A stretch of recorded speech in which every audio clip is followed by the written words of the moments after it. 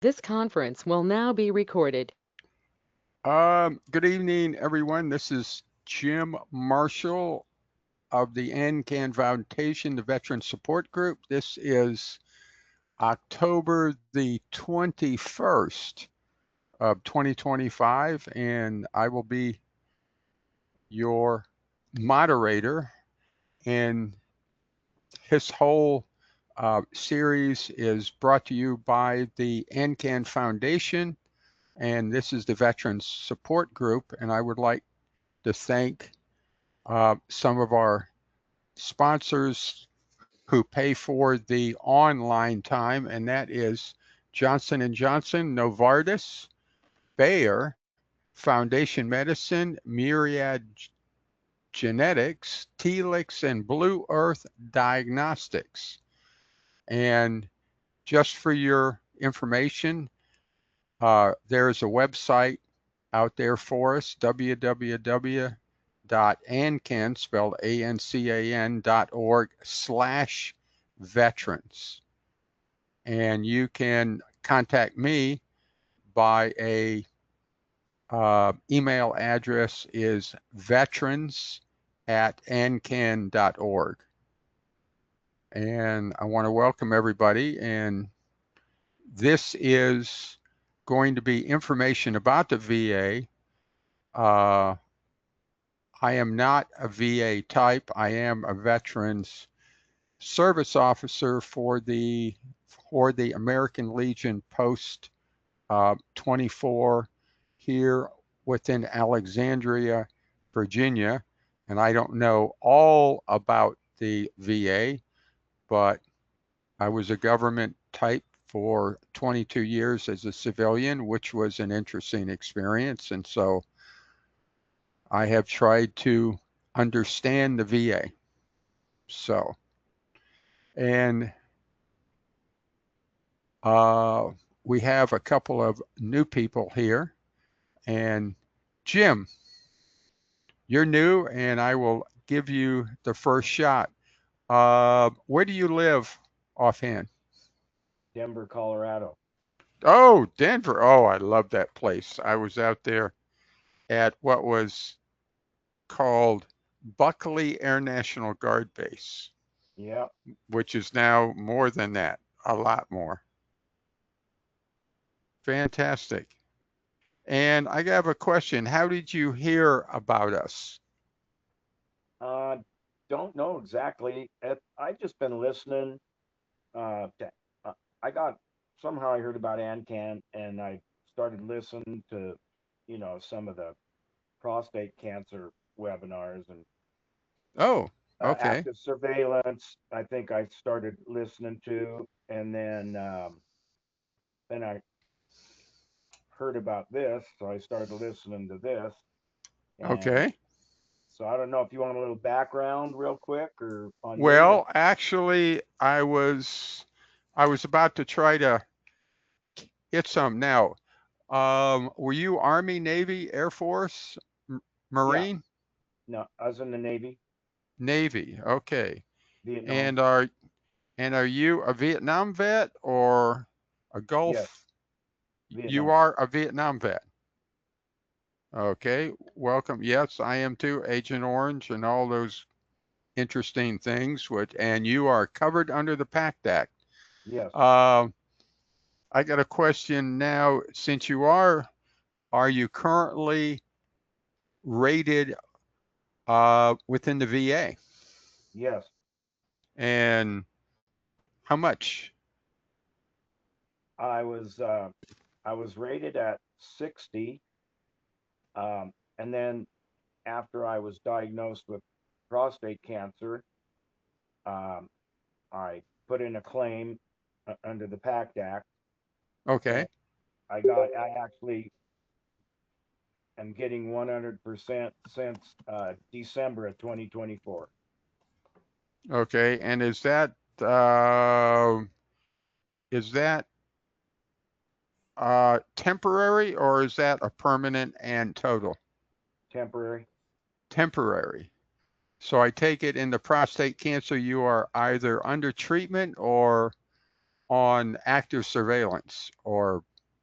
Yeah, just finished radiation SBRT.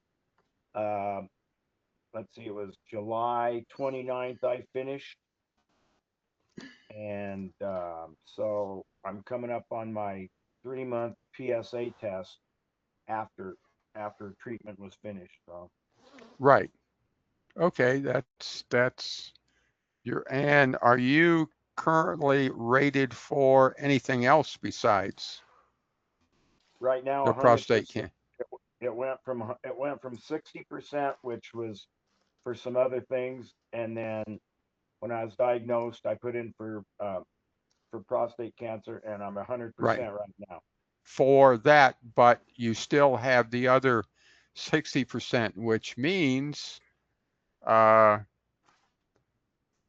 conceivably you should be collecting special monthly compensation. Have you seen that in your I am. pay yet? Yes, I'm getting it all.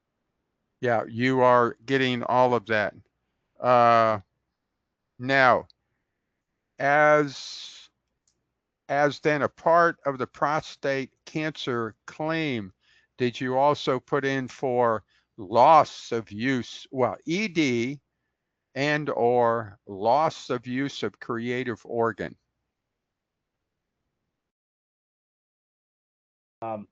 Not really. I think I'm getting the max that I could possibly get right now. Um, I don't have my papers in front of me, or I could read Okay, everything. But I got, since I have the 60% prior, I got homebound and right. something else, and something else. So I'm actually receiving about $4,500 a month. Okay, I would check on, yeah, that's, homebound is just a sort of a catch-all name for the three categories that fall under a thing called loss of use of creative organ.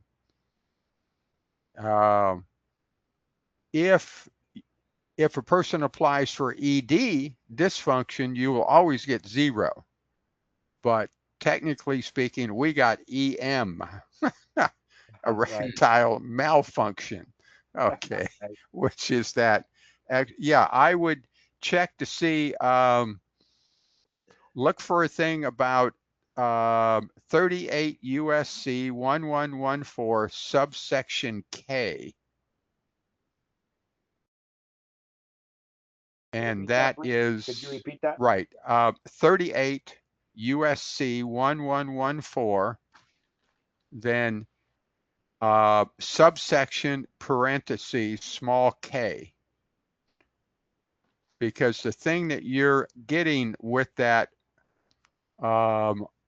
homebound, that is subsection S or Sierra, is the thing they loosely call homebound, but Yeah, I it's don't not understand it. really homebound like you're homebound. It is because you've got one that's 100%, the prostate cancer, and apparently you've got one that is 60%. Yeah, that's what Or I was gonna. Yeah, I didn't understand what that homebound meant, so that was one of the questions I had for you. height, the homebound can also be awarded if you've got one that's 100% and you've got one that is 40%, okay, and you add up all of the little ones, including the 40, which would give you 70%, then you are entitled to homebound. Okay. Then there's also a third category where you are actually homebound. So obviously you probably are not homebound, and I'm not either, but because I've got 3 100 percenters on the books. So yes, you are getting that. Now, have they contacted you because, oh, as a part of your radiation treatment, did they put you on to ADT at all? Androgen deprivation therapy? No. No. So you were probably a Gleason score of a 7.3 plus 4. Is that fair? 4.3. 4.3. 4 plus 3. Okay, well, they 4 plus chose, 7. right. So in the protocol the VA uses is that once you've got radiation, they will give you 90 days, okay, to heal, okay? At the end of 90 days, they are going to believe that you are done. You are totally done, and they're going to want to downgrade you, okay? But as you said, that you will be getting a PSA screening test every 3 months for 1 year. Okay? That That, was one of my questions. right. So that I've heard you before talk about this. So yeah, after 3 months. So I guess, is that naturally going to happen, that yes, I am going to get the every 3 month PSA test, and am I still going to be able to continue getting 100% for that till a year is up after that? Well, actually, that depends on you because at the time that, according to the VA, they are going to believe that you're done. But when you have that C and P exam, what you will be explaining is, look, my treatment is not over with yet. My treatment continues for 1 year following radiation. Okay?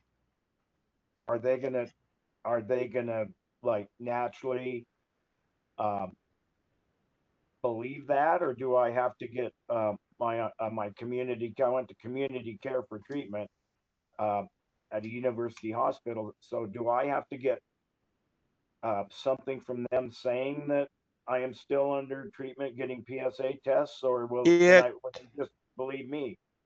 It would be good if you did. Now, I'm not, some of them will say, no, you don't need it, and some won't. Tony Fig, hand up. Along that same subject, I had radiation 2 years ago, and I just started getting bleeding, and it's considered radiation hematuria cystitis.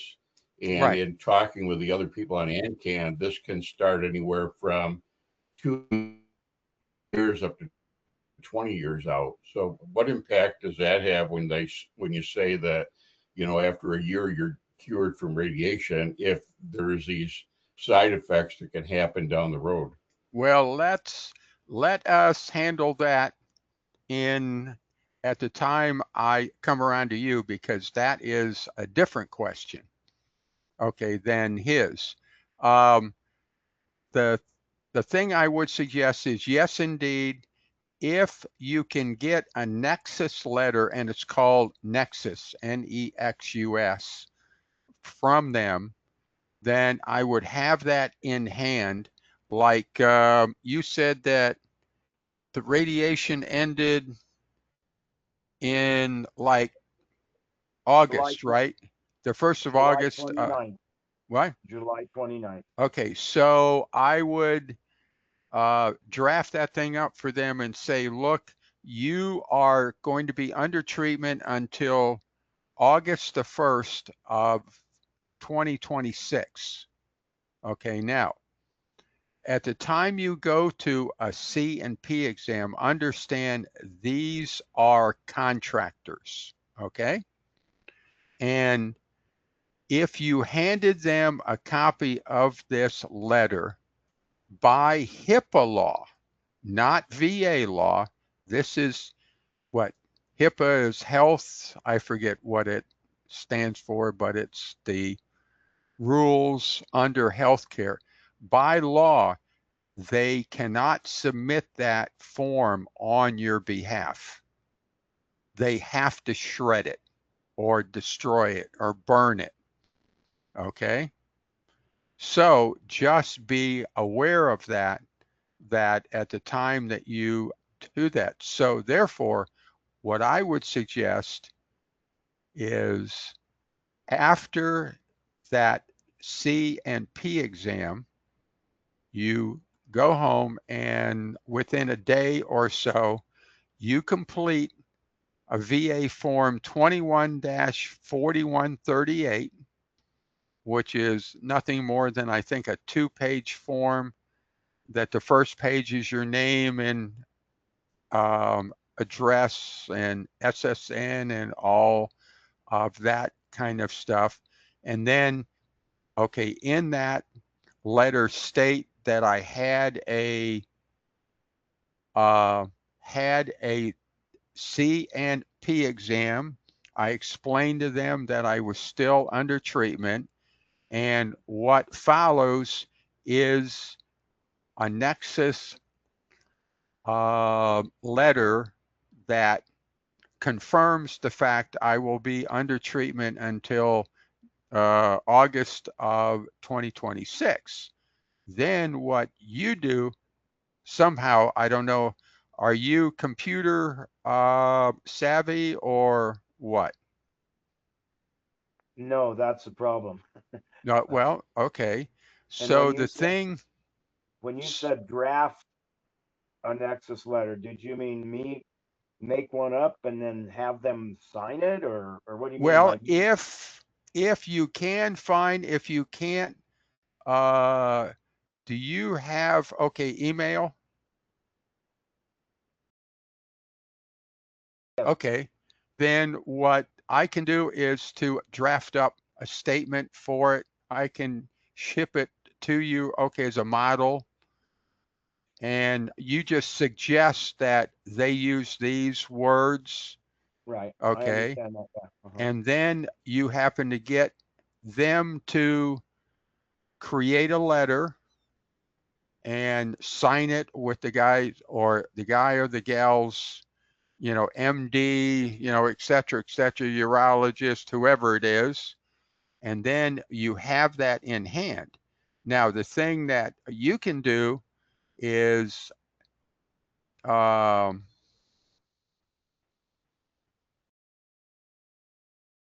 take it you don't have the ability to print off a form? To Yeah. print. I can do that. I Oh, when I okay. when I was first getting um, my first claims, I did them all by myself, and Oh, I hey. printed out some DBQs and stuff, and I got a Nexus Oh, letter good. Okay. from my Kaiser doctor for my previous. So I'm not real stupid. It's just I don't know how to use the No, you're computer not that much. stupid. That What hey, we what are digital immigrants. All these young kids are digital natives. have a question for you, Yeah. Jim. Um, I was watching one of these veterans webinars, and you said at the end that a person could contact you and email you. Yes. I did get on AnCan, and I have sent you 2 emails. I was just going to talk to you on the phone and ask you a few questions, Sure. before I go to the CMP, Yeah. and before I go for my first PSA test. And I told you I wanted to get with you before the 29th of this month. So I don't know if you received my email or not. Uh, which one did you send it to? You personally, Captain Jim. Jim. Yeah. I've had essentially a UTI and I'm just back. And I am going to check it Okay. tomorrow. Okay. Because And my yeah, second email, says, "Hey, this is in response to my first email. I hope right. it's okay if I contact you." And so I Oh, thought yeah. that I said, you're probably real busy, but I'd like to talk to you before the 29th. So, No problem. We can talk okay. tomorrow. Okay. And you Okay, know what? because I And you am know off. what? What? I just have a few pertinent questions. I'm pretty much savvy on everything as far as uh, how the VA works and all that. I just Okay. have some questions about my oncologist discussion. I've never even gone to the VA uh, urology except for a first digital exam. And I went right after that to community care to UC Health. So Yes. I really had no contact with urology or anything, but they did refer me, and I got all the treatment. So I just Hey, have some questions about that, if which we don't okay. have to waste all this time. Well, So it with isn't a waste. It oh, isn't a okay, waste because we've got two, you and somebody else, and we got lots of time. oh, So, okay. I just didn't want to waste everybody's time with my no. personal questions. You know what I mean?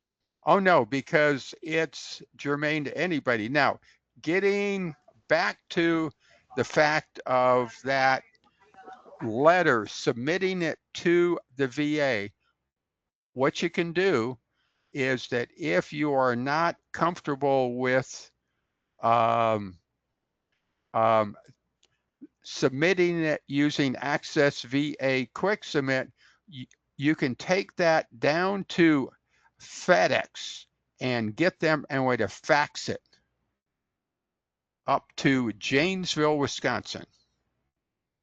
And it's a quick way to get it up there.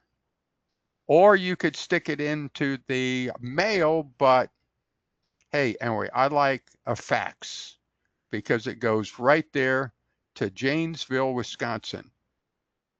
The Nexus Input letter, right? into the VA. What? The Nexus letter you're talking about, right? Well, actually, the VBA 21-4138 that you would describe that you had essentially a CNP exam and you told them that you were still under treatment until August the 1st of 2026.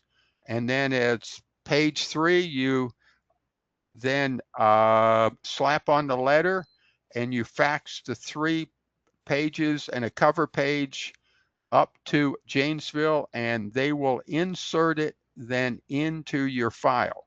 So at the time the DBQ arrives from the CNP examiner, your contention is already there of what you told them, and hopefully they match. Now, I've heard of cases where they don't match. So, or the person says, I never told the CNP examiner that. I told him something totally different. Yeah. And they got, instead of 40%, they got 20%. So it's Okay. So just who do something. who? What is that? Um, fax? Who do I fax that to? Do you have that Uh, number? that goes up to Janesville, Wisconsin. Okay, the VA has what is called within the government a data hub. In other words, it's a focal point where all information going into the VA and coming out of the VA goes through one central location. And they track it and they log it. And if it's sensitive, encrypt it and do all those fancy things. Just so happens the post office was in San Mateo, California, if you're interested, but the VA is in Janesville, Wisconsin, which I understand is north of Chicago, somebody said, because they drove through it. Okay? Okay. So that's how come you'll see Janesville, Wisconsin. Okay. A good job if you can have it. Okay.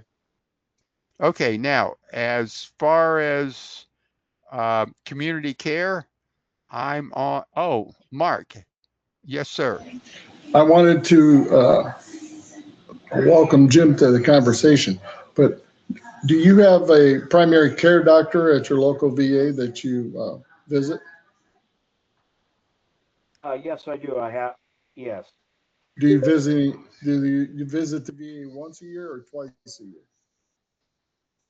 I go once a year, and I'm Okay. actually have an appointment at the beginning of December to uh, go see her. And that's one of the questions I wanted to ask was like, should I mention everything that's going on with me and all this prostate cancer when I do go see her? Oh, Absolutely. And absolutely. Absolutely. And you also want to be able to take that documents or any documents that you have from on the street with you that you have, because there's a good chance none of that is in your records at the VA. So you want to take all the written correspondence that you have and drag it with you to that, and you keep your original copies and hand it to the nurse or to your primary care doctor and say, I want this information put into my VA record.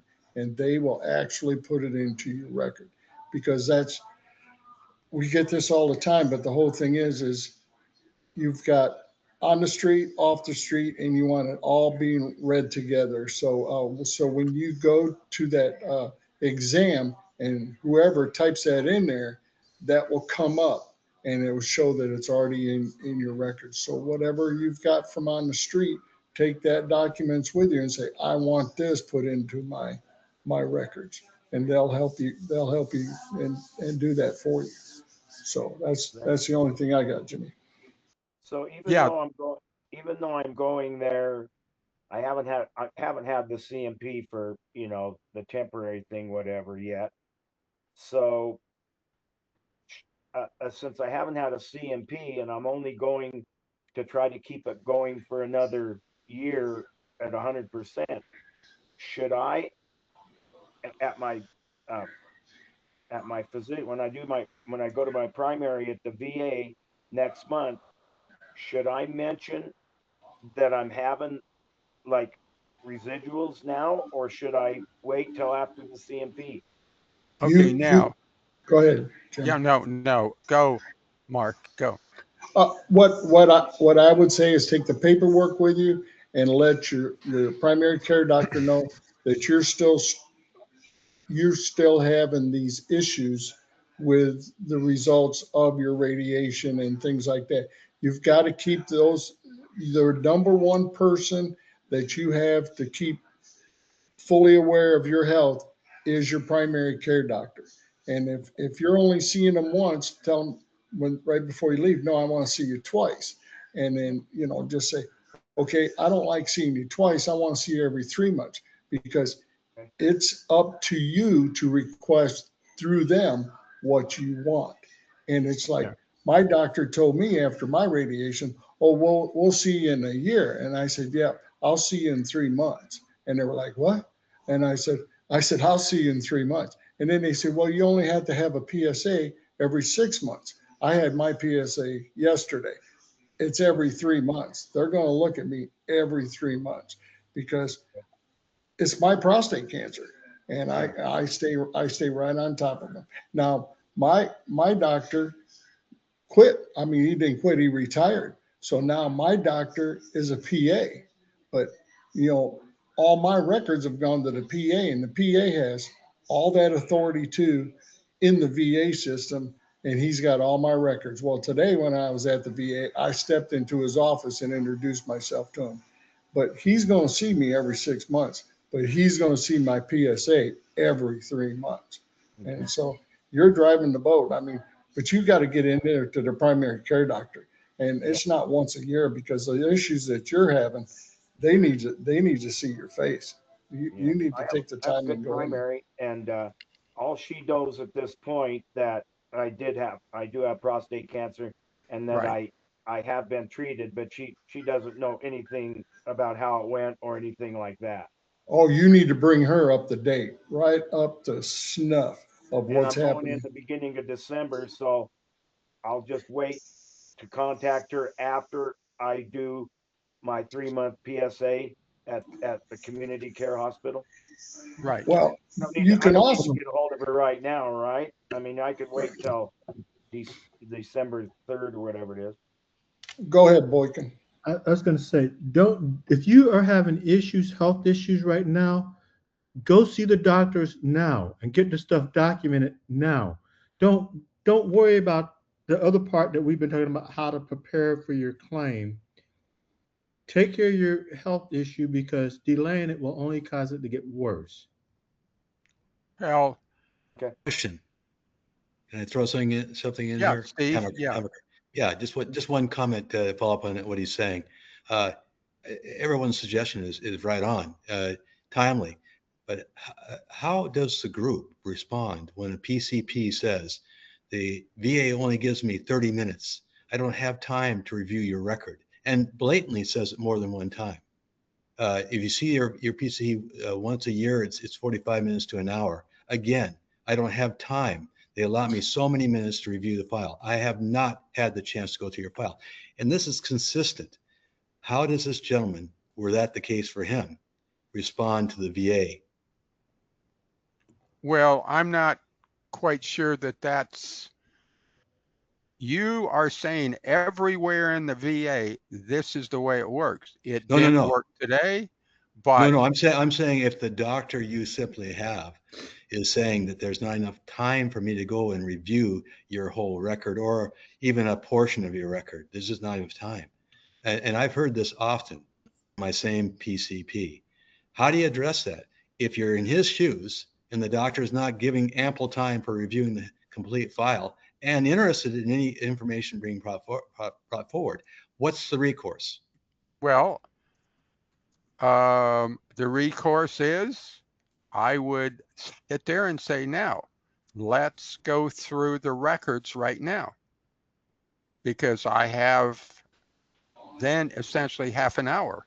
Or else, well, if you can't do it, then direct me to who can do it.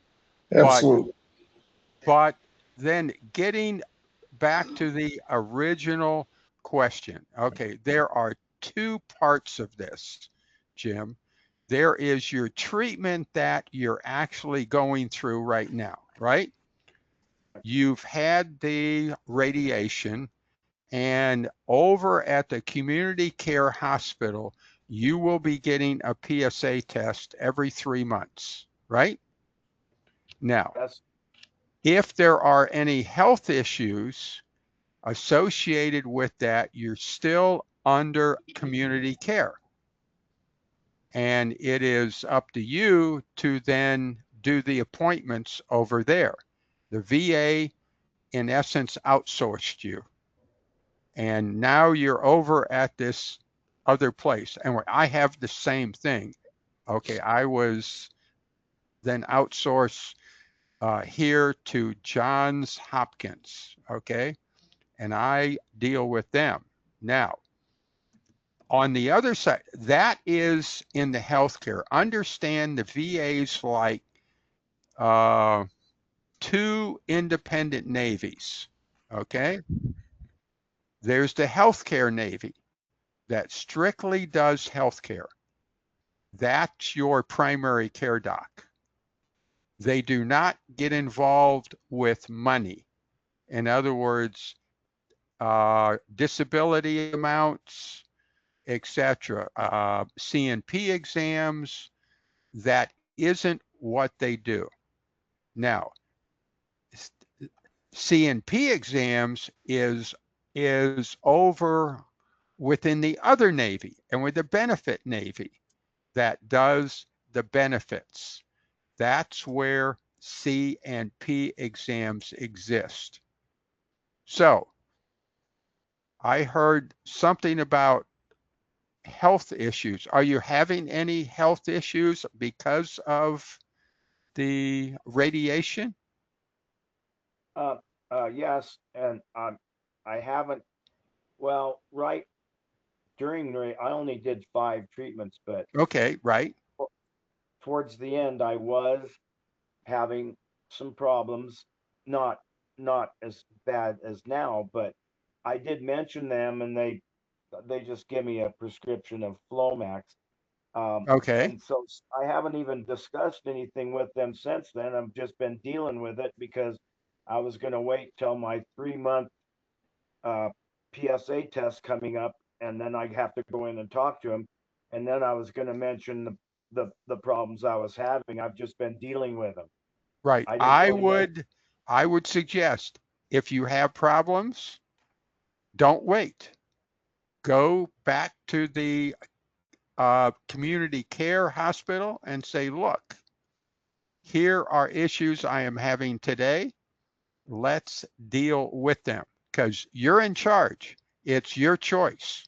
Yeah, and Okay, now it it's only isn't like that you, 9 days away or something, though. 8 days well, away when I, you know. as I say, it's your choice. Now, Okay. it isn't the job of the primary care doctor to solve these because the primary care doctor knows nothing about what you did over there. And in fact, today I had, let's see, I had my 6-month appointment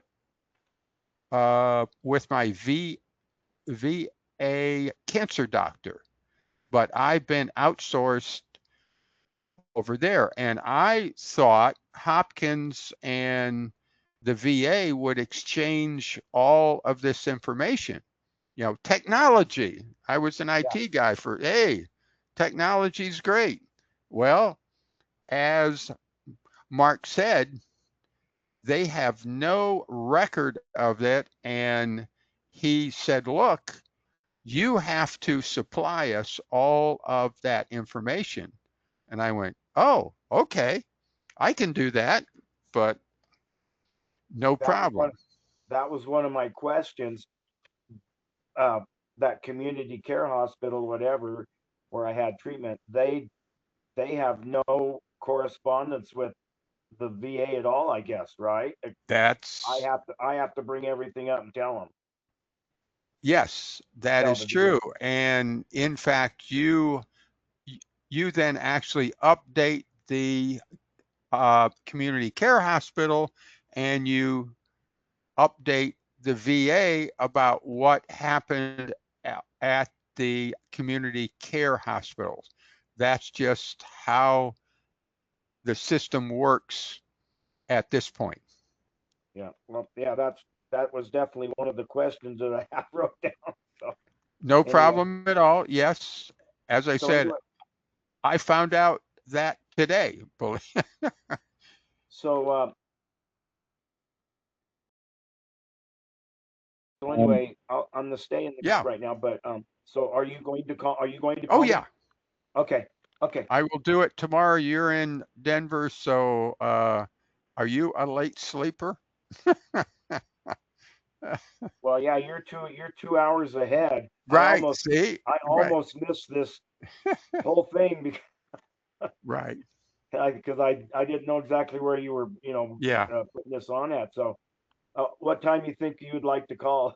Oh, what time are you up and available? Drink your coffee and relatively coherent. Never. No.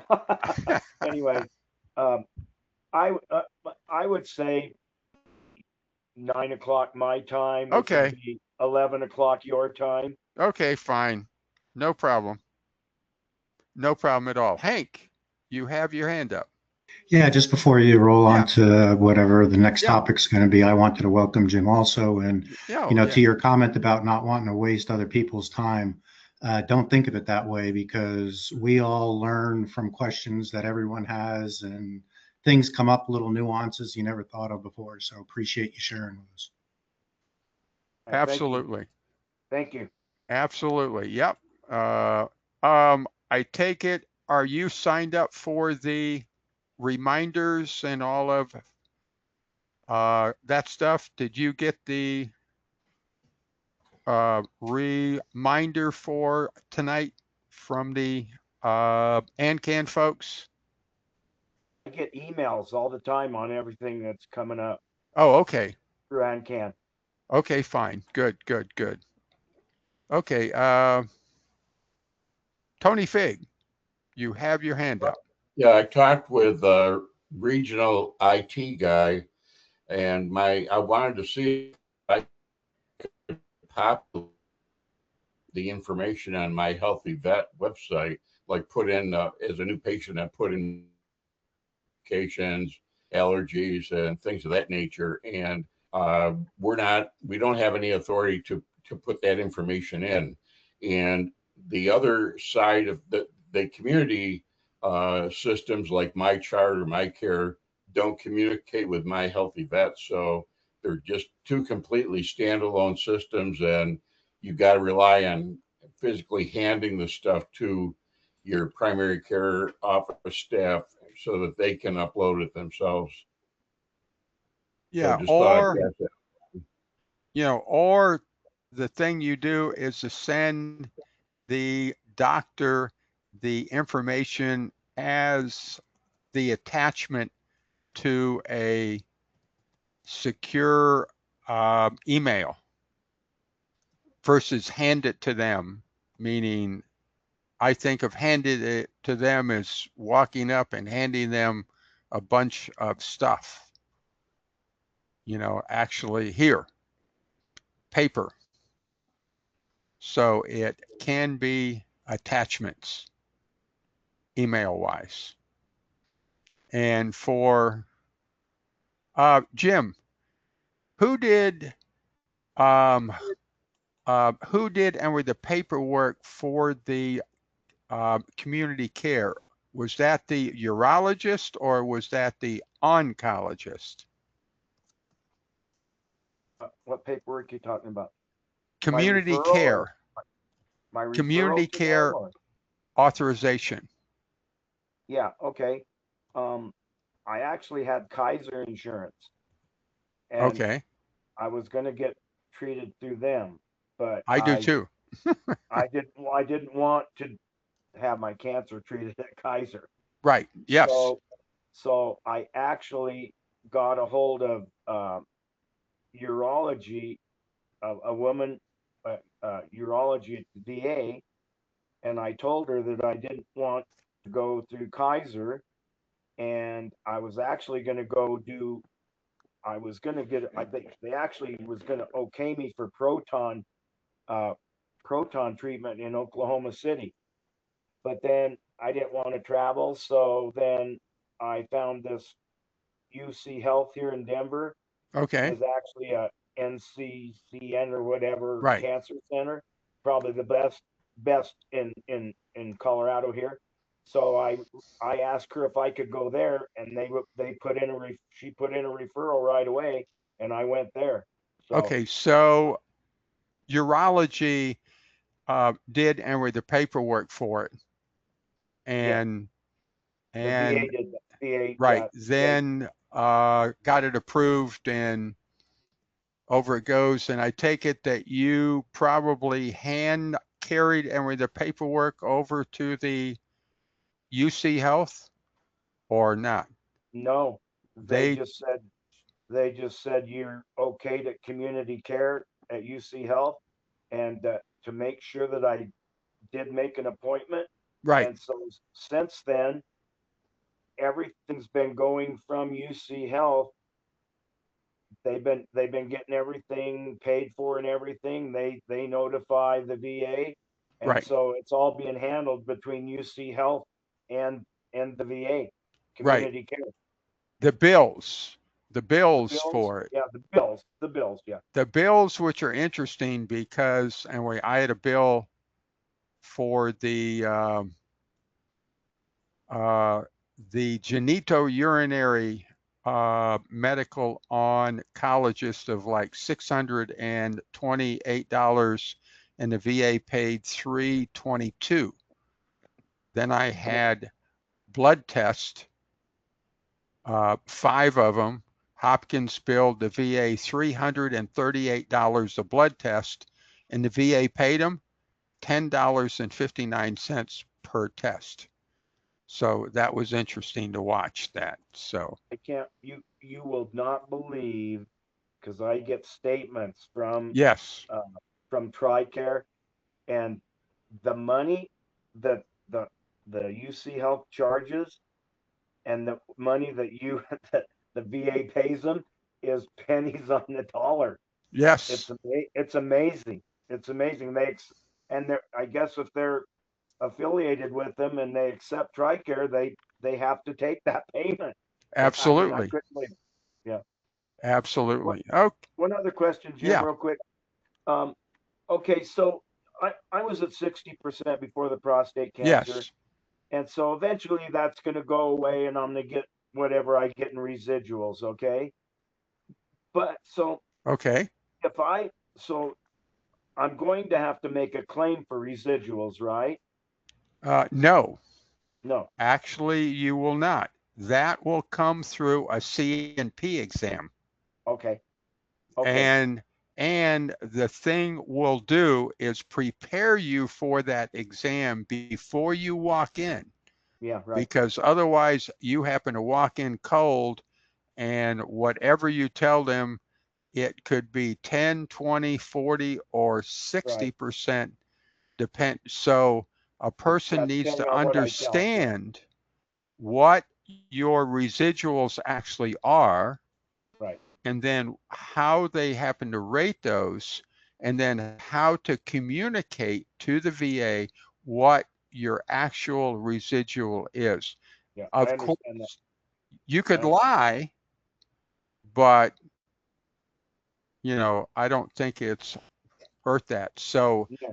that, as I said, will come somewhere next year. Yeah. So after the smoke clears on this aspect, then we can educate you about what will happen. Now, another thing to start to think about, are there any other ailments that you've got that you haven't applied for? Because as I say, if you're 60% for now, and then you get downgraded to, let's say, 20% for the residuals, that might get you up to 70%, but then is there anything that you haven't applied for that maybe you could apply for? Even if you don't think you will get anything for that, we can explore that. I thought about that, and that was my next question to you, real quick. Is I've read a lot of times on people will make a claim on something, and then all of a sudden they start opening up something that you already have. Like if I make a claim for residuals, are they going to open up everything and maybe start messing with the 60% I already have? I like poking the bear like thing. Well, actually, on the residuals, no, because the residuals will be a part of your present claim. Now, if it's totally unrelated to that, depending upon how long, there's a 5-year rule, a 10-year rule, and a 20-year rule. So it all depends. And it Okay. all depends as to what you claimed before, and we can investigate that. Okay? Yeah, we'll talk about that. We'll Sure. talk. Thank you. Okay. Ooh, I see that Steve, you happen to come in, and I got a question for you. Are you thinking about bringing up anything tonight? A I question don't or know. so in the I don't know. future? Are you able to hear me, or do I have to push the button Yes, here? Okay. I hear Uh, you fine. no, no. Okay, I'll okay, just no problem. give you an observation though. Yeah, This is a sorely needed group here, and you guys been around for a lot longer than I probably can imagine. mm-hmm. But my history is I took 3 VSOs, separate VSOs, and got nowhere. And took a voc rehab claim all the way to the court on my own. So I know that at one time we could go to the court and find out where the representation was in our state, the attorneys.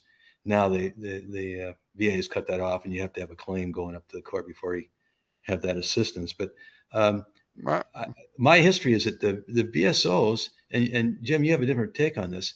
The BSOs are so overworked, they don't have time to develop a case. And I hear, well, go ahead. I don't know if I agree with that. The VSOs are so overworked. I think that they haven't been not trained, but the VA and the people, I think, might not approach a claim from the way that I believe a claim ought to be approached. Because I've talked to some of the some around here, and it depends upon how they approach things. And so I don't know how much the VA offers now in training for the VSOs. I know around here in Virginia, they stopped. So American Legion even stopped training around here. So again, trying to solve the ills of the world, that I'd leave to other people. I just attempt to help vets around here with reality. So it's a great thing to think about, you know, from a philosophical point of view, but I'm more into the details and spreading the word in the way that I see it. And if others adopt it, great. If they don't, who knows? I don't know if I've answered the question or provoked thought or what. You've done fine. Your perspective is fine. Okay. It's just that there's an awful lot of people out here, and you know this better than I, that are spending an enormous amount of their time, their life, chasing down legal representation, attorneys in particular, that are only interested in how much the case may bring, and they waste time during that appeal doing that. Well, if you hire the, well, yes, if you hire the attorney, you should pay. Okay, and depending upon how much you are attempting to get financially, it might not be worth the effort from I believe a legal point of view. That's how come the thing I try to do is to, a person comes to me and says, look, I want to apply for this, this, and this. And I try to do a sort of a benefit cost analysis. Now, the cost analysis, the cost will be the veteran's time, not my time. It's the veteran's time, because I want a fully developed claim. And to put together a fully developed claim, the veteran has to get doctor statements, they have to get their records, and they have to start to understand what is their medical condition. And you have to do the same thing with a lawyer. Except if you can't do it, the lawyer will have a doctor that they happen to send you to and charge you. So anyway, let me get off of my soapbox, please. Can I say something, Jimmy? Yeah. Go ahead, Mark. And this has to do with what Steve's talking about. I'm blessed here in West Virginia. We have 11 offices regionally in West Virginia, and they are actually VSOs. My particular one in the Panhandle has 2 VSOs in there, and they go to training twice a year. So, and they're paid by the state of West Virginia. Uh, so I'm lucky. I live in a world over here where my VSOs are being trained. On another hand, when it comes to paying for somebody to represent you, um, I have a um, I have a hard time with that because sometimes people want quick settlements on their claims, and I've been doing this since I come back from Vietnam in 1978, and it takes a long time, don't it, Richard? Richard's going to shake his head up and down. Yes, it takes a long time to get some of these claims through. Now, once you get them through, we're back to Jimmy's question. Do I really want to open that Pandora's box again and take a chance of losing something that I already have? And that gets tricky either way. You know, you're asking for $135.43 or something like that. Colonel Boykin will hear that, and you know, he's looking. You know, we're back to those things again. And Regular. yeah. Yeah. Adobe for our computer now that we don't have a work computer anymore.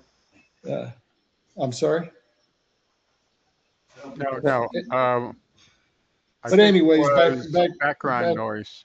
Okay, back to Steve. I haven't had to do that, but I also chosen to take my time going through that and working not at an angle, but just exactly what I have and just letting the system go through its ordeal.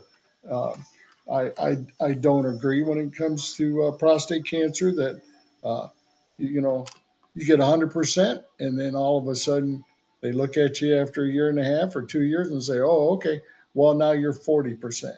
Because us prostate cancer people understand you got cancer and you're always going to have cancer. And it's just hiding somewhere else for right now.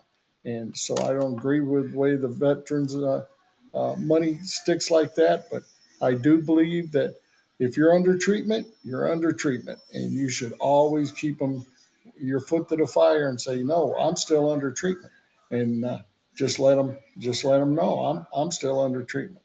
And then when you go to the gentleman that's looking at your file, and he says, well, have you wet your pants? Have you done this or that and everything? And I always tell them I'm still under treatment. And then they have to go and get a hold of the guy and say, well, here it says you're not under treatment. You're only seeing the doctor every 4 months. Well, I'm seeing him every 4 months because I'm still under treatment. And so it's a sticky wicket, but all in all, it takes a very, very long time to get all this stuff pushed through. But, you know, since 1978, I'm still working at it, but, you know, it's just a long time. It's a long time. And I'm glad Steve brought that up because there's people out there that want to take your money and they want to take 20%, 50% of the money you're going to get if you just hang in there. But if you have legal issues about some of your claims and stuff, because there are issues out there of people that actually have where the VA's done them wrong, and they want them to get it fixed, then it's time for you to go find a good attorney and go through it that way. Okay, Israel, Yes, sir. you're new, I think, I right? am. Oh, I good. am. Okay. Again, Glad to be here. are you Army, Navy, Air Force, or what?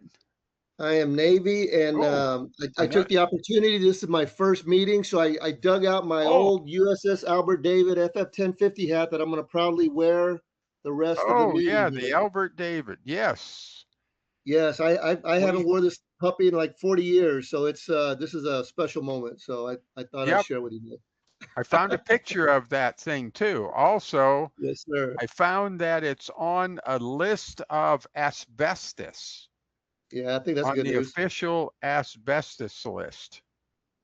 So, in the scheme of things, he had been talking about disabilities of what you could claim, or the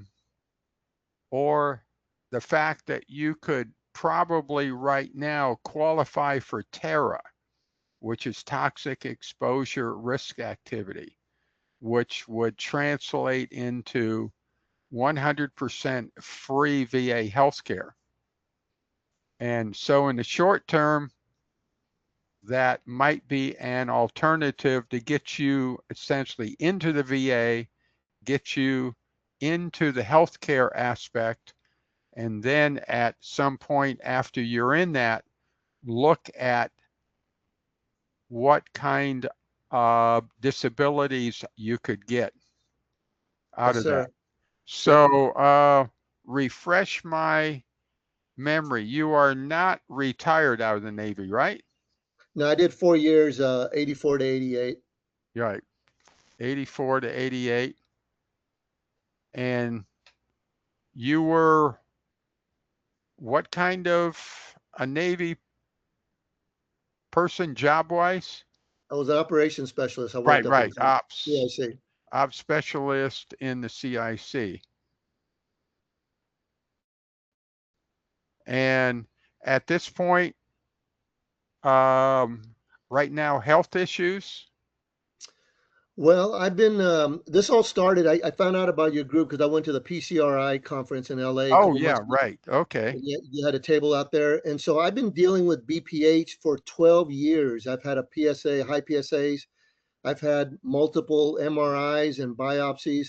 And I just had my most recent biopsy, and it came back. I had a PIRATS 4 on a MRI a couple months ago. But my biopsy came back, and I just got my results actually just last week, and it came back negative. But my urologist is going to do what's called a confirm MDX test, just to make sure that they didn't miss it and kind of get an idea maybe what the next steps are going to be. So, Okay. as far as other issues, I did put in a claim for tinnitus and hearing loss. And I was working with a local VSO through the state and wasn't very happy with them, but it got denied. And so that's where I really wanted to, I've been learning a lot from this group and listening to old videos. So, and then there's other issues. And how long ago did it get denied? Just in July, I got the denial letter. Right. Just July. whatever. So actually what we could do is to go back in, on a supplemental claim and try to figure out how to get them to address it again. Yeah, I wanted to ask you about that because I mean, from what I had read and seen on videos and YouTube and everything else, they always make a big deal about this Nexus letter. And when you and I talked, you were able to spend some time with me on Sunday. You mentioned something about the Nexus letter for tinnitus isn't any good, or I'm not quite sure. Well, actually, on hearing, in general, hearing and tinnitus, the VA will not accept any outside opinions, even if you have the world's leading audiologist. They will always schedule their own examinations. The only thing that we have to do is to convince them to give you another look. And the thing we talked about, the thing is, I briefly happened to go out and try to find out about the Albert David, and I got a picture of it. Hey, it's impressive little thing. And there is, I think, a website for it. There's a crew list and all kinds of stuff. And I think we can put together enough of a justification to get them to have you repeat the actual testing part. Okay.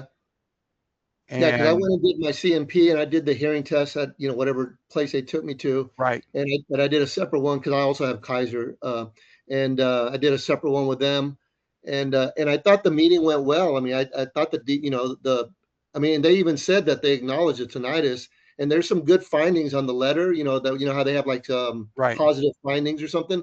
And I'm thinking, well, why did you deny me? And it's all simply Well, because I don't have the nexus. in the denial, I don't know how much you explained about the actual job you did, the ship you were on, what the ship did, uh, you know, what kind of noises were you exposed to? You know, did you sleep in a bunk and we over the engine, you know, compartment, etc.? Yeah, I simply wrote my lay letter, my personal statement letter based on a sample that my VSO gave me. I mean, you know, and I'm not much of a writer. I probably missed all kind of things, Right. and she didn't even make any changes to it. And she, you know, I mean, she just took it the way it was. So Oh yeah. I'm sure it could be a lot better.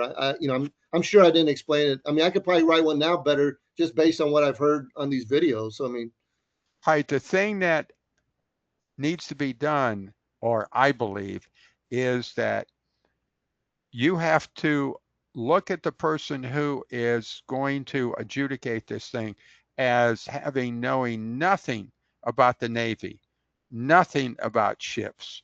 They don't even know how they operate, and paint a picture that is full of a lot of noise, which I know there is, because I tried to join the Navy and they told me to come back in a year, it's full, which was disheartening as I was a draftee. So I joined oh, the Air Force real fast, you know. So yeah, I think that is a doable thing. Now, at the same time that we put in that claim, okay, or that supplemental, uh, I believe it will be evaluated for TERA because um, in there, um, in there, we can mention also exposure to toxic materials and other things. And hopefully at the same time, they will evaluate that. So even if they turn it down again, you could get awarded health care. yeah, I was going to ask you about that. So, you know, you and I had talked about that on Sunday, and I emailed you like Right. because on the back of the well, let me do this. Let me separate that's the claim portion. That's where I'm at with the claim portion. Right. On the medical side, I learned from these videos because I've never. I mean, I'm kind of a late. You know, I'm a dummy here. I started real late in the game, and Oh no. but I've always been kind of I thought healthy. You know, and of course I'm getting older now, so it's catching up to me. But and I've always had insurance, so I always felt grateful, and I just never did anything with the VA.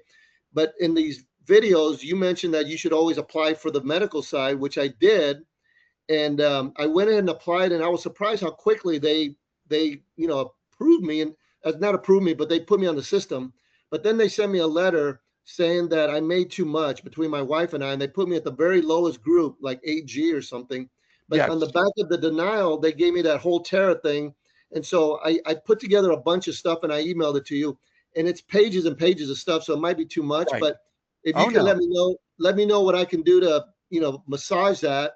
And then I noticed on there that I can hand carry it to the VA. Would that be better than faxing it, you think, or would that be Well, faster? well, actually, okay.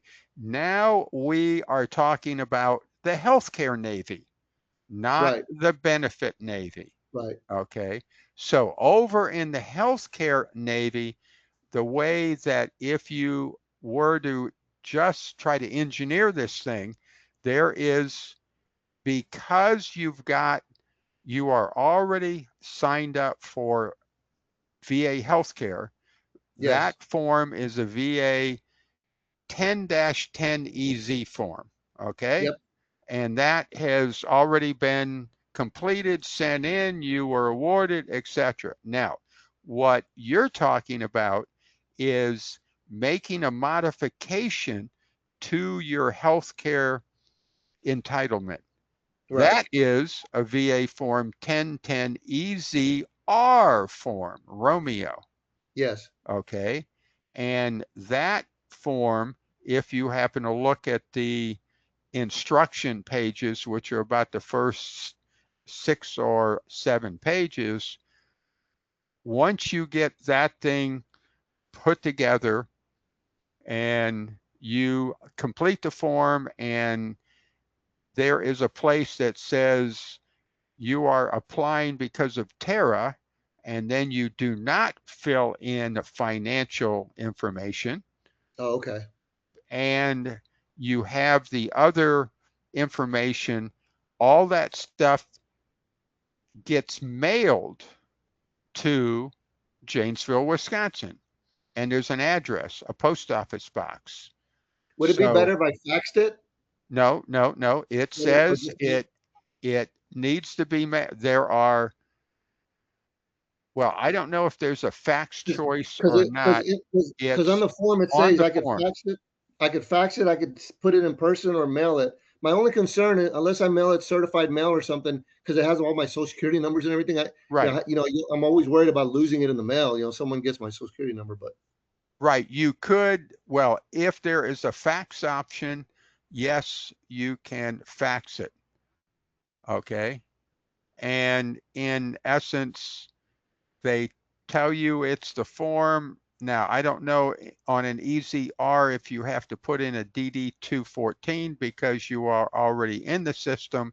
And then the thing I would do is to use that form, the VBA 21-10210, which is the sworn statement, because you are going to make a sworn statement under oath of why you believe you were exposed to all this toxic materials.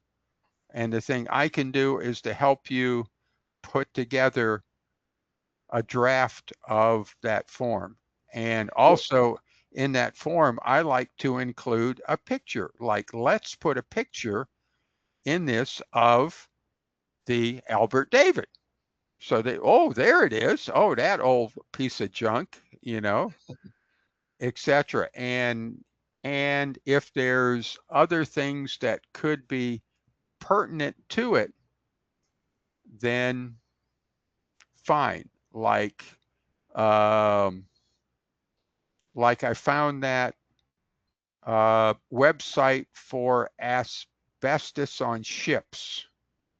And if you type in the name of the ship, it will tell you if, and it has a little blurb about it, about how come it was, and et cetera, et cetera.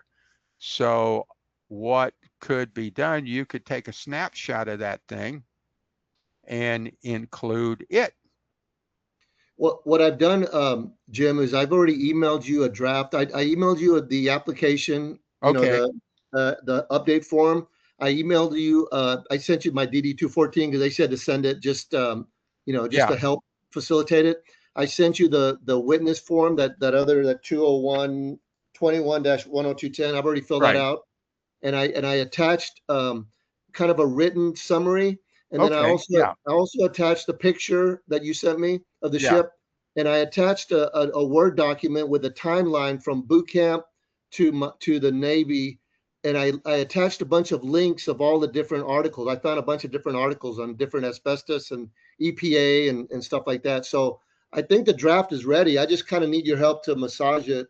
You tell me. Right. I think it's a bit of overkill because the VA understands asbestos is a toxic material. You don't need a sort of a scientific report contending that asbestos is not too good to have, Okay. So I will go through it and see if I can put something. Because what I also did was I also noticed that PFAS was also another one of the the toxic absolutely. When I went to boot camp in Great Lakes, Illinois, and also 32nd Street, they specifically acknowledge that they have PFAS issues. So I put that in there also. Just I'm trying to give you a lot of meat, and you can cut whatever you need to. You tell me what I need to cut. Yeah, that is true for you Navy types. That AFFF, which I forget, I saw how its thing is something about the firefighting foam. Yeah, AFFF. That stuff recently has been outlawed on land in airports, except for the Navy says it is the only thing that works on ships. So it's still on ships. So anybody who was on ships for a time was exposed to that AFF, also called PFOS/PFAS. Yes, sir. Hey, So Jim, yeah, can I just kind of recap where I'm at? So okay, my first priority was trying to get into upgrade on my medical side, which I sure, sent you the draft package, and I think okay, it's it just needs to be fine tuned, and I can submit it. And then the second step was going to be to try to file a supplemental on the tinnitus and hearing loss. right. And would you mind if I sent you kind of what I emailed you, like my denial letter and my initial application, whatever, Oh, just so you can get an absolutely, idea? Okay, and then we can start tinkering with that. sure, Okay, absolutely. and then we'll go from there. So I appreciate it. I really do. I can do that. Thank you, sir. Yes. Okay, Cosley, I see that you have, well, actually, stand by a minute. Callers 01, would you like to identify yourself or not? Caller 01. If you don't want to, it's perfectly okay. You can listen, no problems. Oops, caller 01 has left. I don't know why, but hey. You chased him away. I guess so, but stand by for just a minute. I got to write that down. I get credit for that. Okay. Cosley, my man, how are things? I'm well. I'm well. I don't have anything to raise tonight, but I'm well. Thank you. Nothing to raise. Okay. Sylvester, how you Good doing, evening, sir? everybody. I'm doing good, trying to get over the flu, but otherwise I'm all right.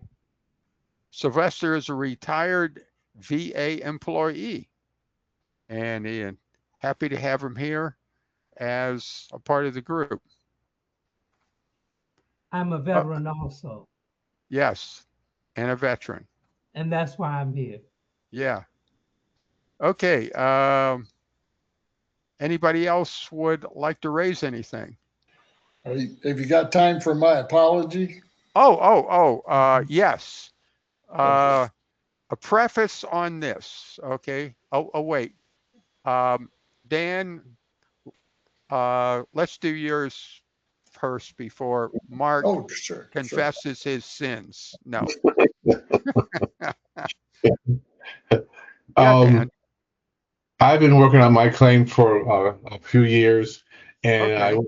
went to a higher level review, and then I got a denial for the prostate cancer, degenerative disc disease, and I tried to get an increase in tinnitus, and they denied it all. So where do I go from here?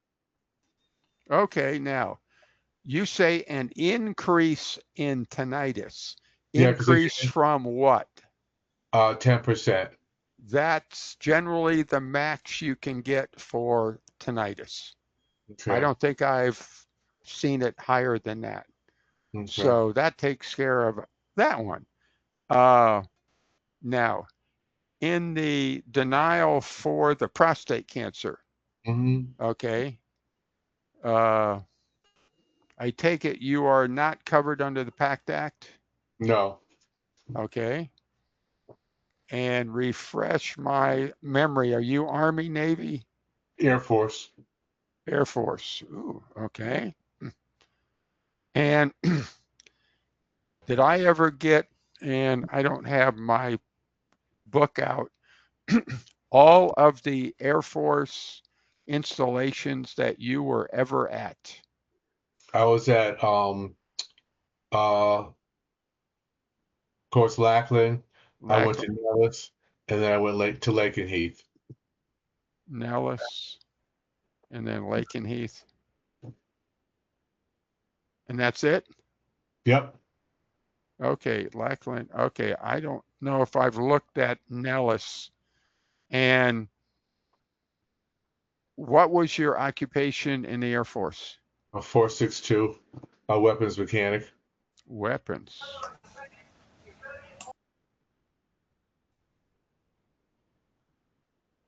Do you know if you ever used trichloroethylene to clean stuff? I don't believe I did. A solvent. A military name that I don't know what it, yeah. Okay, did you ever clean grease off of tools or anything like that? Not that I can remember. Okay. Well, that's interesting. Okay, yeah, the prostate cancer. So other than that, you don't have any other healthcare issues? Not really. No. Okay, I take it are you currently signed up for the VA healthcare? Yes. Okay, so you got VA healthcare. Maybe we can escalate you with TERA. Okay. That might be an option. At least at this point, you don't get the money, but the VA healthcare, even if you don't use it, is a good thing to have to pay second to any private health insurance. Right. Okay. That is very good to have. All right. I was going to ask you that too. Okay. I was going to ask you, do you get paid even if you don't have a disability rating? How do you mean, do you get paid? I mean, will they pay like for my medical bills like after my insurance pays? Yes. Okay. You do not have to have any rated disability because that is essentially on the benefit side. This is on the healthcare side.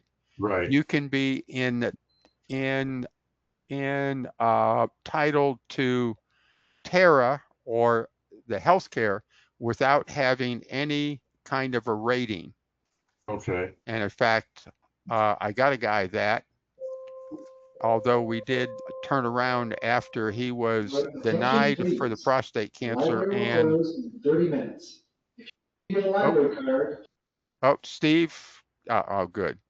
And he was awarded TERA, but got turned down for the prostate cancer.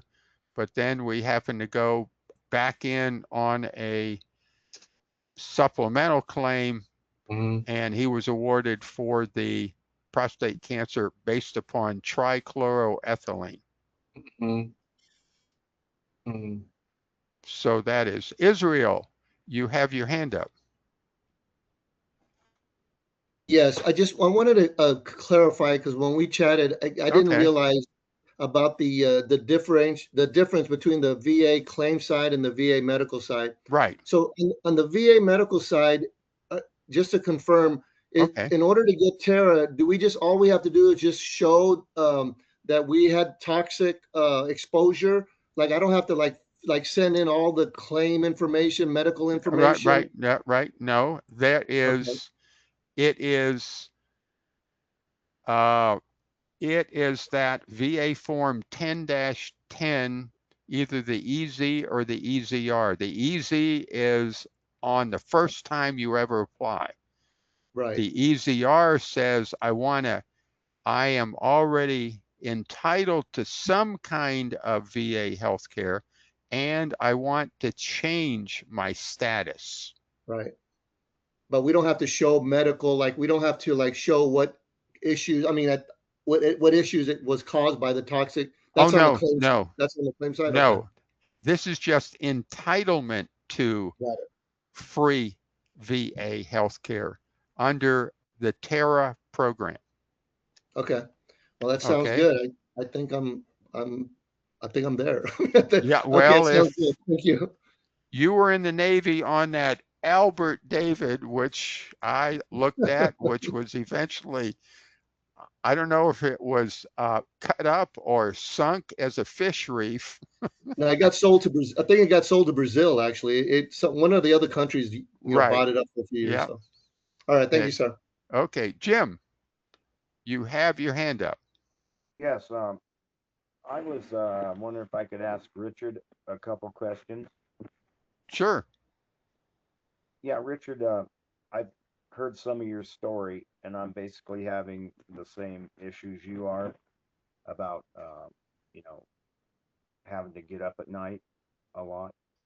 And first question would be, since I haven't complained about it at all, because I'm going for my first PSA to the oncologist here next week.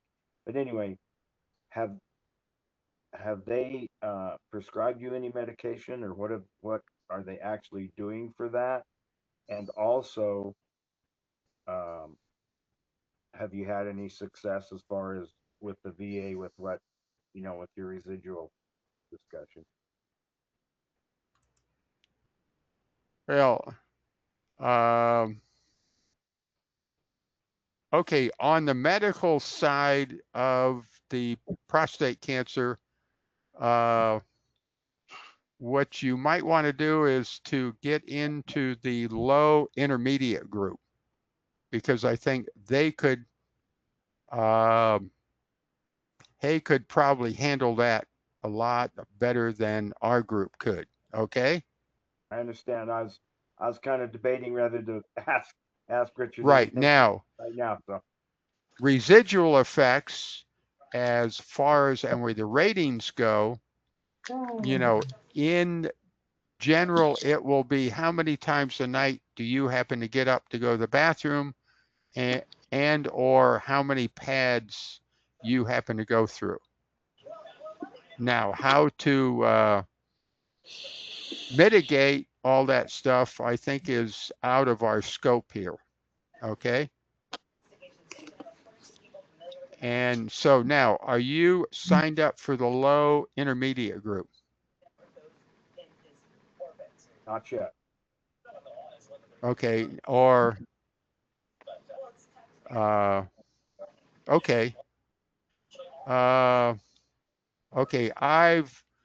I will have your email address, and I will see about getting that done. And I forget the next time they meet. I think it's I'm looking going it to up right be now. Monday. Yeah, they meet on Monday, and the high risk group meets on Tuesday. Now, Right. if you're a high risk recurrent advanced person, Jim, but we have a fair amount of knowledge around the incontinence, because there are some guys that are living with those issues. But the low intermediate group also has very good information on there. Richard, which group do you think he should go to? Both of them or just one of them? Well, probably just the one. I brought up something once, and you strongly encouraged me to step up, so to speak, from the freshman to the sophomore group, shall we say? And so it's the advanced or intermediate group, which is really helpful. I mean, it's been tremendous. The 27th, next Monday. His is the low group. He just had the radiation, and okay. So if you've just been through the radiation, go into the low intermediate group, which meets on Monday. Jim will make sure you get the reminder, which will go out on Saturday morning. He'll make sure you're signed up for that. And if we feel there's more information you need, and we want to move you over to the to the other group, then we'll suggest that. We don't always do that because we don't necessarily want you guys who have just gotten treated to hear from the people whose treatment hasn't been quite as successful as they would have hoped. Yeah. I understand that. Okay. Dan, do you have your Yeah, I hand up? wasn't finished. I think you guys cut me off and I didn't get a chance. Oh, That's I'm fair. sorry. Yeah. We were talking about the TERA high risk exposure. Yes. Uh, Okay. Oh, I got to show that if I clean the tools that we use, we must have. I just don't remember. Um, um, and that will get me more health benefits. Well, actually, out of it all, any kind of toxic exposure. Now, if you were at Nellis Air Force Base, you were at Lake and Heath, you were around airplanes. Airplanes have engines. Engines burn jet fuel. Jet fuel creates benzene, lead, all kinds of things. Plus, also there are fire trucks and firemen, and they have firefighting foam. And so all of these things have been EPA toxic sites. Now, I don't remember offhand what specifically Nellis has. I will have to look that up because I have been building a repository of all of the bases and the Army bases and the Navy and the Air Force bases. And it's amazing that the EPA has been in every one of them assessing toxic kinds of stuff. So let me look into that. I have a note. That part of my claim, I attached the toxicity of JP4 and JP8, and I put that in my claim. Well, now your claim, you say your claim. Now, in that claim, you say the claim got denied, right? Yeah. Okay, now look in that claim in the evidence section, okay, and see if you see anything about a TERA memorandum has been created. Because as a part of filing a claim, well, it depends. When did that claim get denied? Just about maybe about a month ago, 3 months ago. Oh, okay, yes, because TERA came into being March the 5th of 2024. So all claims after that are then evaluated for TERA. And if there is something in there, go through the different items that you claimed, and you may see something about, well, we are denying you for this, but we are approving you for TERA. So as I said, the easiest place to look is in the evidence section to see if there is a TERA memorandum has been created. Okay. All right. And if there is, you got TERA. Yeah, I don't believe it is. It was. No?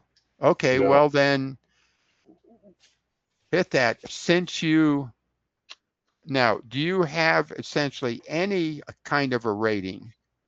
You know, even 10 or? Yeah, 10.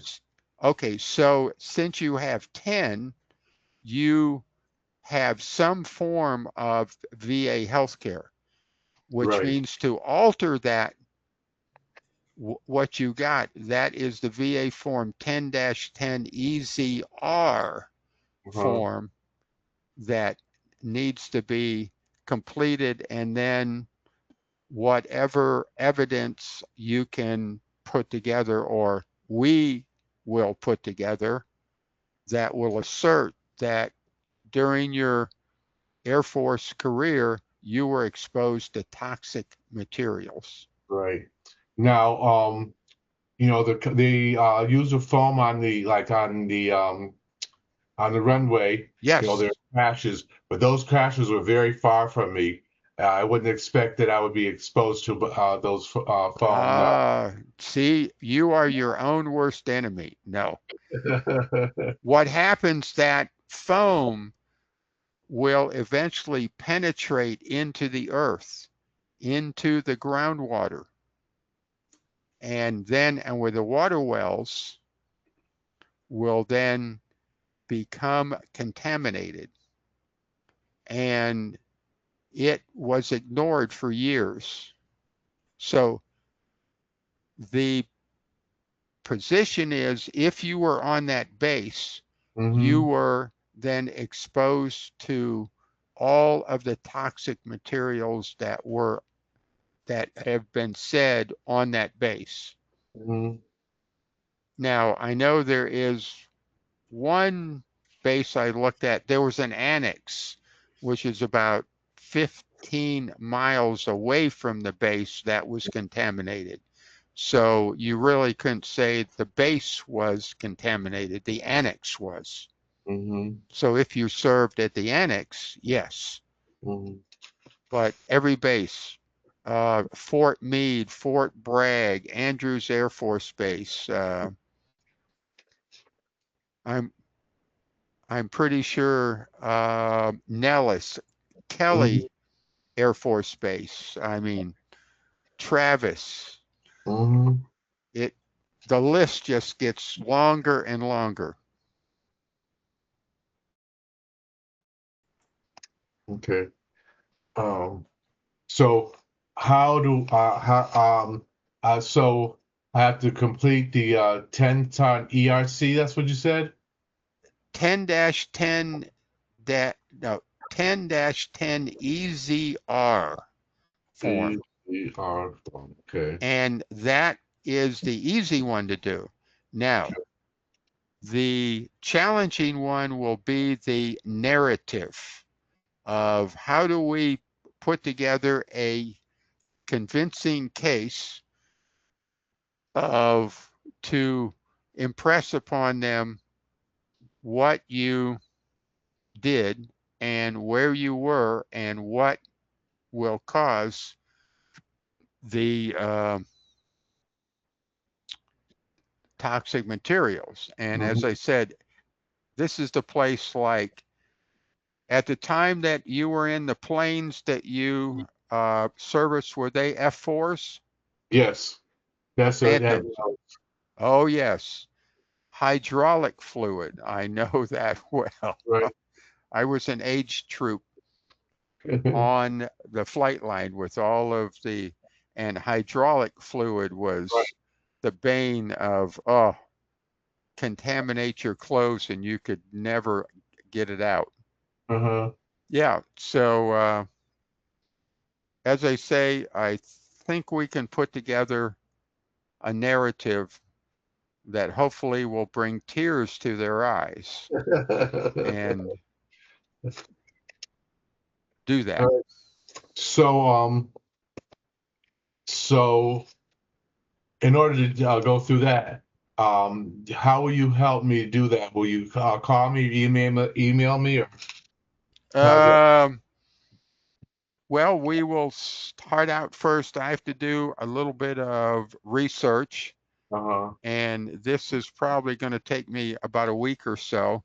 Okay. Because I have a few other things, and then I will contact you, and we will do a brainstorming because I want to find out what kind of weapons you did.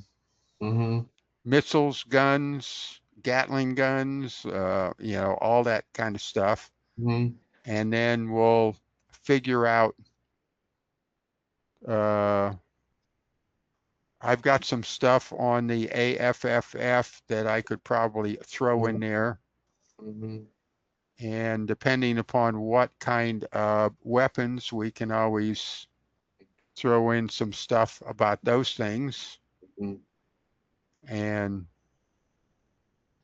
also the F4, oh, that is, whoo, when that thing happened to crank up, boy, there was a lot of smoke and Right. everything else.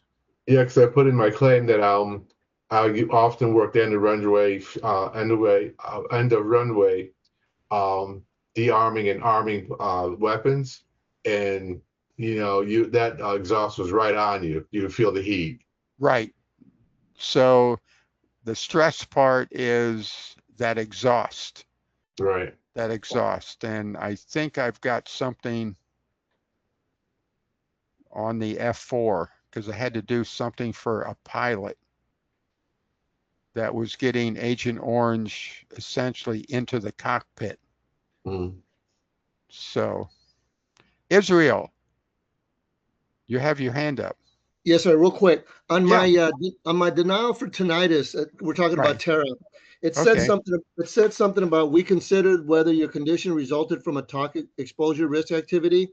Right. The evidence of record shows participation in a TERA 38 USC 1168. Is that good news or bad news or what? Okay. Yeah. That now in the evidence section, which is generally on about page 2. Okay, because the first page has the logo on it. Okay, and your name is under that. Okay, on the first page of Right. the determination thing, right? Then Yep. they go into each item. Well, on page 2, there is a section called evidence. Yep. Okay, in that list, do you see anything about a TERA memorandum has been created? Yeah, it says TERA memorandum conducted May 27, 2025. Wait, that just says conducted. Okay.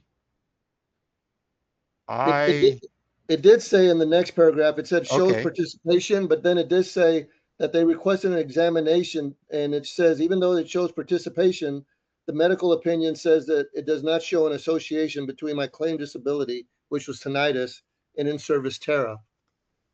Well, that's for tinnitus itself and Right. TERA. But there's, I don't, well,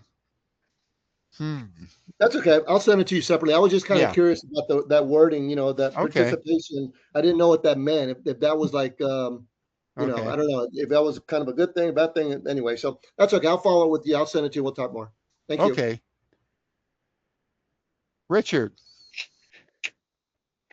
Yeah, I just want to follow up on Jim, our Rocky Mountain Jim here. Yeah. His question he posed. Okay. Yeah. Go I ahead. know we're not going to talk about medication. We're going to Right, talk well, about VA. So what that's I did okay. when I had a PNC exam, Right. some of the things that I had picked up from the group when I went in for the exam. One, I had access to my chart from, Johns Hopkins has my Right. chart. And the doctor will print out notes. I printed out the notes and I highlighted the conversation in there with my doctor of the residuals I had, which is the Okay. waking up at night and the trouble I had with incontinence. And I just did, this may have been over the top, but I carried a little plastic white bag from Giant Foods. And I told him, I said, look, I even carry Depends all the time with me in case I have to change. So I thought I may have to be waiting in your waiting room at the PNC exam in case I have to go. So anyway, so I was doing little things to prove that I did have residuals. Well, but that nothing has been, a case hasn't been made on the residuals. What reason I'm saying this is that I wanted to establish this trail of conversations and in the history of the doctor that there were discussions with residuals when the time comes. Oh, sure. But the then actual ratings for those, because the VA rates you on residual effects of Right. whatever you've got. Okay. Right. And the residuals for that one is basically how many times a night do you get up to pee? Yeah, 4 or Okay. more, and then yeah. Well, And then, actually, they changed the thing from 10, 20, 30, 40 to 10, 20, 40. And it's now 1 to 2 is 10, 3 to 4 is 20, and 5 or more is 40. And then pads 5 or more is 60. That's 6, right. pads in a day, meaning a 24-hour day. Right. Right. And the question is always, well, is this over a week, 2 weeks, 3 weeks, a month? They don't really say. So personally speaking, I say it should be a month, and it should be worst case, because I That's great. believe a person ought to get paid for the worst time they have, not the average, you know. Half the time I'm good and half the time I'm bad. So no, So that comes within the C and P exam. Right. Right. Okay, it's about close to 10 o'clock. Anybody got anything? Steve, oops, he took off his, I was about to ask him. Oh, he took off the headphones. Richard, you still have your hand up. Is there another question?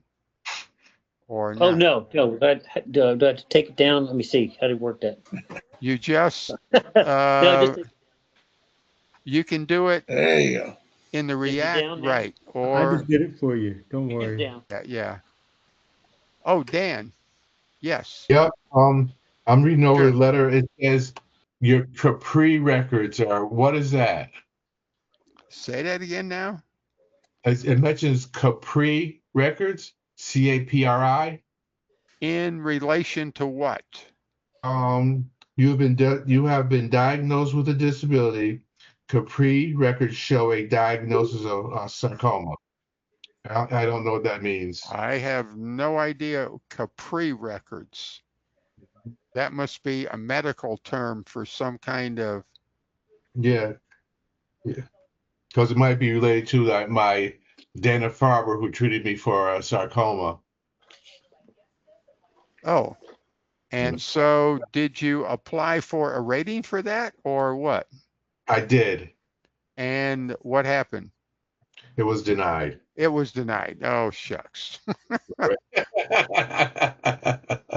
We tried. Okay. Okay. Anything else before we wrap up for the Okay. evening? Yeah, I just went and looked up Capri in the VA. Okay. According to Google and AI, it's compensation and pension record exchanges, a VA system that allows employees to access a veteran's electronic medical records for compensation and pension claims. So Capri just means the VA records. It's the layman's term. Okay. Oh, okay. Yeah. Just talking about something that the health side can see versus the benefits side. So it kind of goes back to their Right. Yeah. Independent. Okay. Well, Do I think get 30 seconds here or no? Oh, yes, Mark, please. Oh, yes, please. Thank I you, want to James. hear. Thank you. I want to hear this because I have a guy Okay. on tap. Forgive me, veterans, but I have sinned. So, so when people are watching this on video, please forgive me.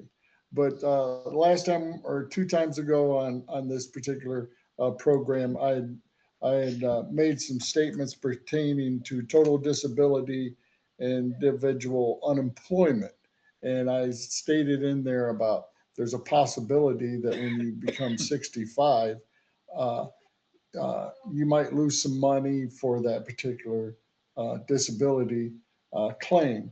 And that is not true. I did some more research, And I come to find out that nothing has really changed under that. The requirements are the same.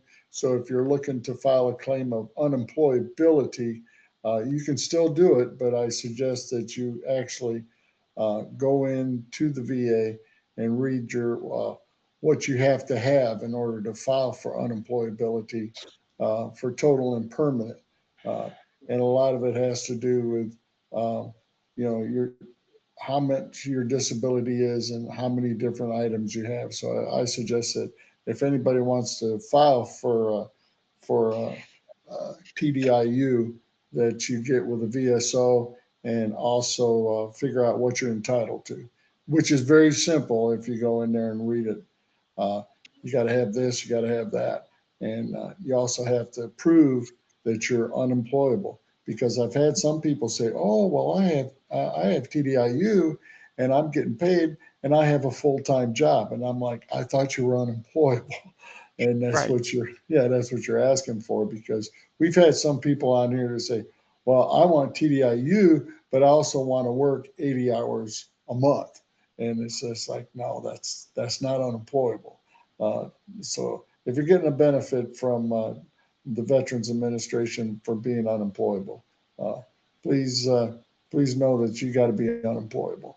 So that's it. That's it. Although I did read where you can still have a part-time job, and this Absolutely. was back in 2024, and earn at that point up to $19,000 a year in a part-time job.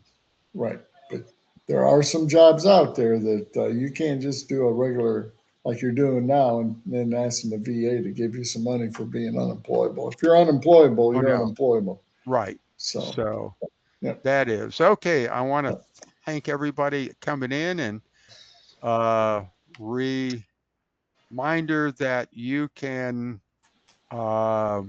get to us at www.ancan.org/veterans, and you can contact me at veterans@ancan.org, or you can do captjim@ancan.org. Either way, it will get to me. And I thank you very much, and I'll see everybody on the first Tuesday in November. And from West Virginia, good night. See ya. Right. Jim, talk tomorrow. Good night, Mark. Good night, Jim. Thanks. And I thank you.